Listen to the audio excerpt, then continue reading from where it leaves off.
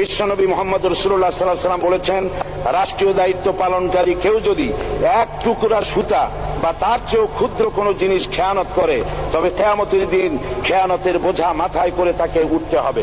মাননীয় স্পিকার, আল্লাহ রসুল যে সরকার ব্যবস্থা প্রতিষ্ঠা করেছিলেন তা সত্যিকার অর্থে ছিল জনকল্যাণমূলক সরকার।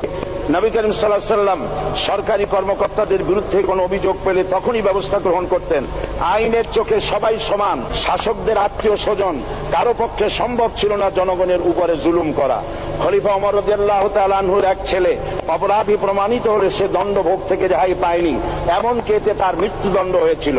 আবার খলিফা নিজেকে আইনের ঊর্ধ্বে মনে করতেন না, তাই বর্ম চুরির ঘটনা আলী রাদিয়াল্লাহু তাআলা আনহু কাজীর দরবারে সাধারণ ফরিয়াদির মতো উপস্থিত হন। নিজের ছেলে ও চাকরের সাক্ষী যথেষ্ট না হয় কাজী খলিফার বিপক্ষে রায় দেন। এখানে বিচার বিভাগ ছিল সম্পূর্ণ স্বাধীন এবং শাসন বিভাগের নিকট